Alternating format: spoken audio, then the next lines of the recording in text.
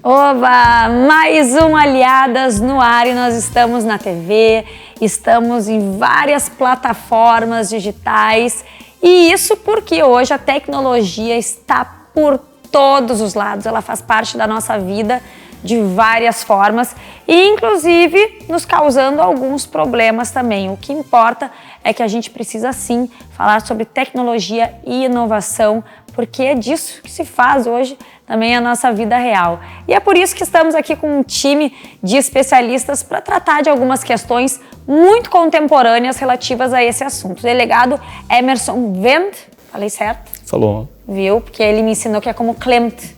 Isso. Nada como já aprender, ó, na hora. Delegado Emerson vai nos falar um pouquinho sobre crimes cibernéticos.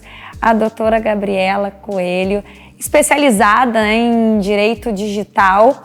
E Gabriela Ferreira, consultora em inovação e também professora universitária, vai nos falar muito sobre inovar, né? Algo que é necessário, constante, o tempo todo. E aí eu até gostaria de começar contigo, Gabi, porque inovação é algo que se espera das pessoas em todos os aspectos, principalmente no âmbito profissional hoje em dia.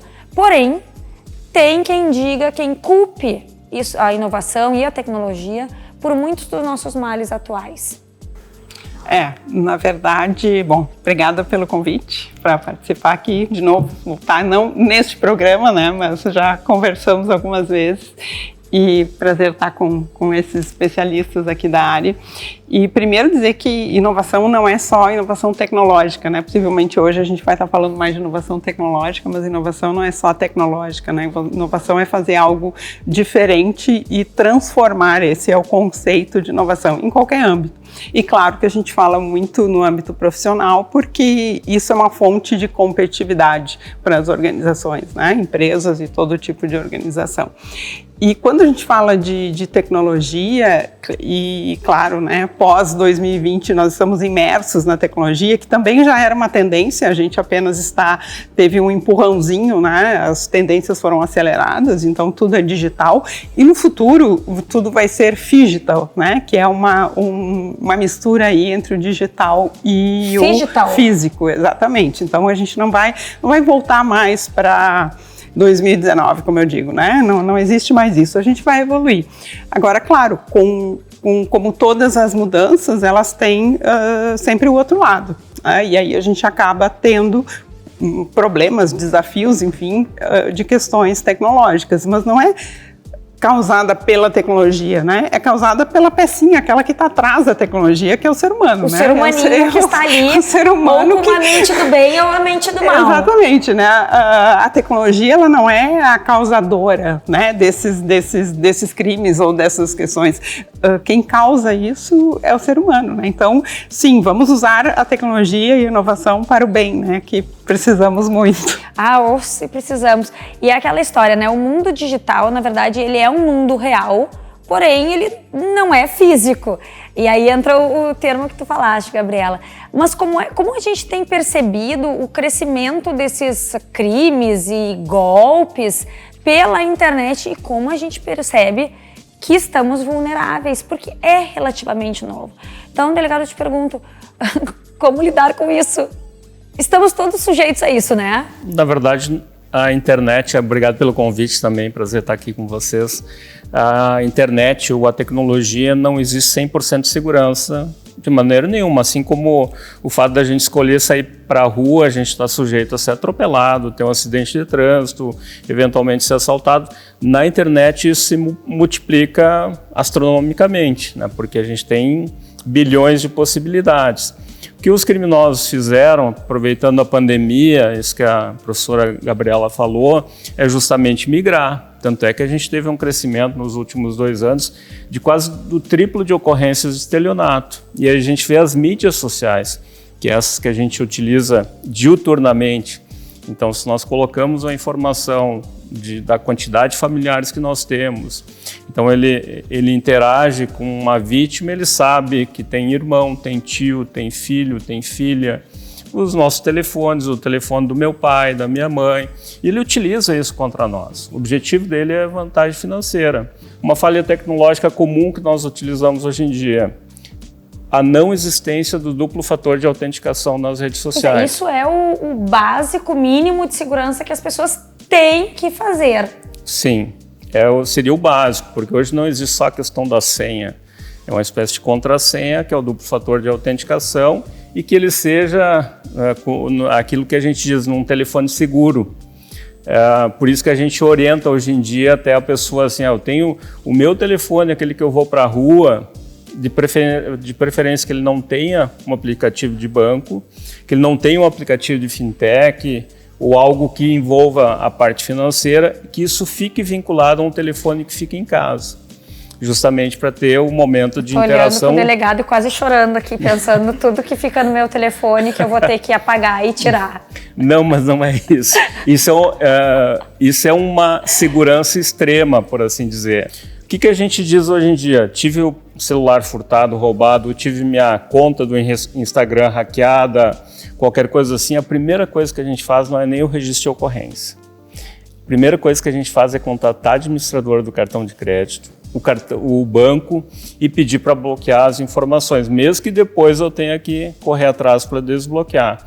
Porque a minha vida financeira, onde eu vou ter prejuízo, depois vai aí recuperar a questão das contas eventualmente hackeadas, fiquei um pouco subtraídas. mais tranquila agora, então, pelo menos, porque começou esse assunto e eu fiquei nervosa. E isso tudo, a gente vivendo, né, Gabriela, em um mundo agora com o LGPD, que tomou conta das discussões aqui no Brasil e que supostamente tem que proteger os nossos dados, os dados das empresas, agora na vida real, assim, do cidadão.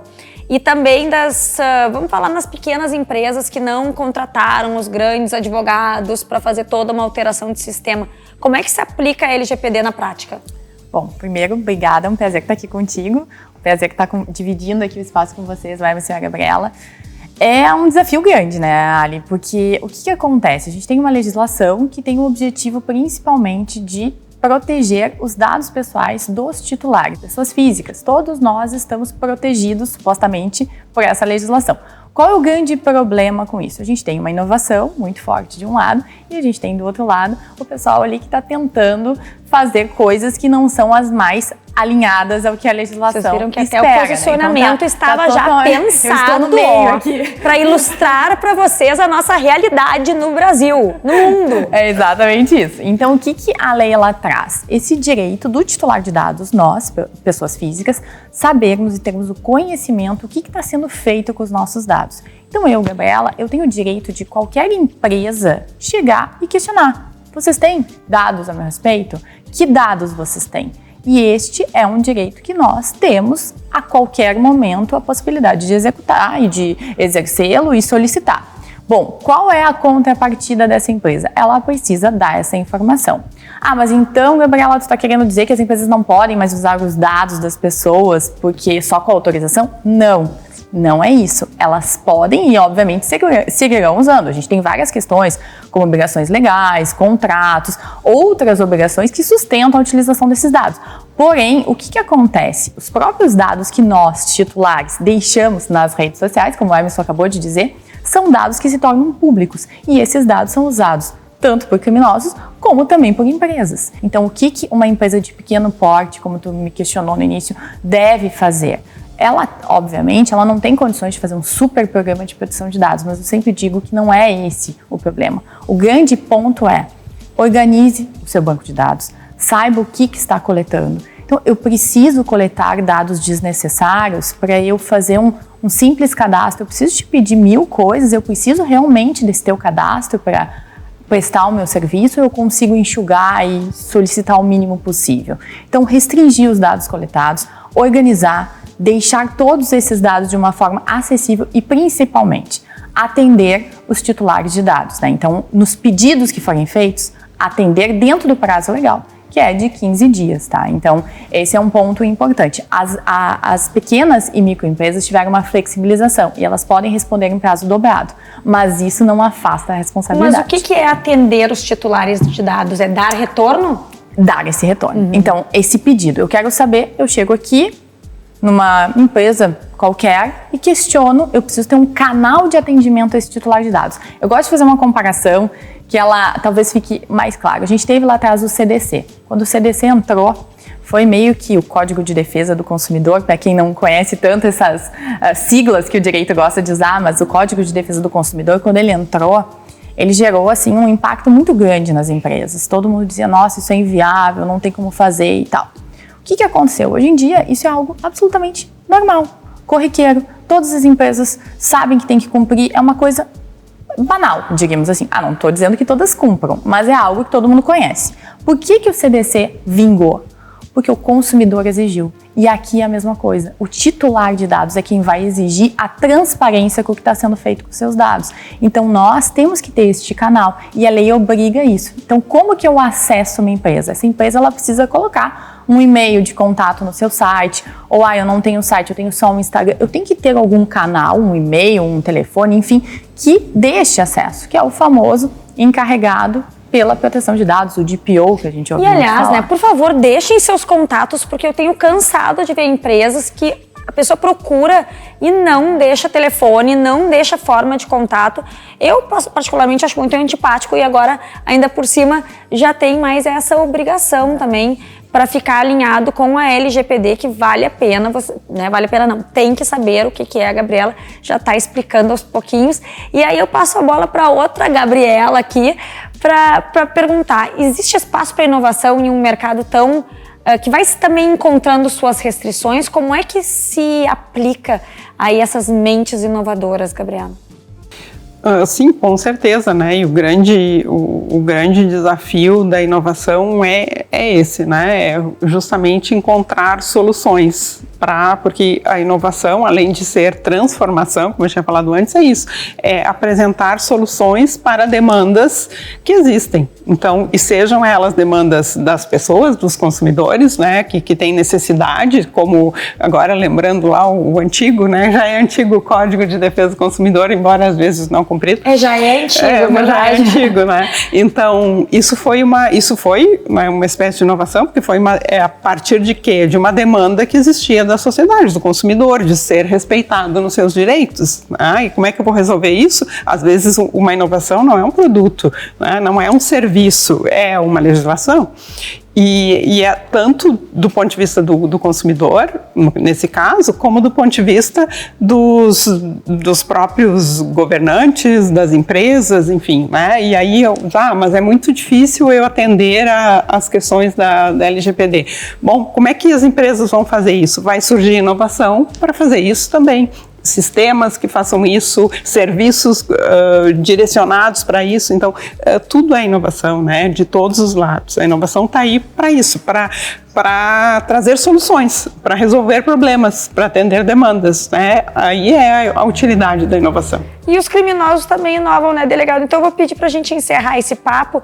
Se tem alguma outra dica além da autenticação, essa de duplo fator, para a gente se proteger das mentes inovadoras dos criminosos que estão o tempo todo pensando coisa nova. Uma dica que é um erro muito comum de todos nós usuários: utilizar o mesmo e-mail para várias redes sociais diferentes, ou a mesma senha mesmo para e-mails diferentes. Ou seja, tem que ser algo realmente diferente para cada mídia social, porque se você tiver o problema em uma, provavelmente você vai ter o problema em várias outras, porque justamente você utilizou o mesmo procedimento, a mesma regra para as outras mídias sociais. Então, procurar utilizar sempre pelo menos senhas diferentes para mídias sociais diferentes. E aí, se você é desconectado de todos os e-mails de todas as redes, é desconectado do mundo e é desconectado da gente. Nós não gostamos de estar desconectado com você. Então fica aí que daqui a pouquinho tem mais Aliadas, a gente já volta.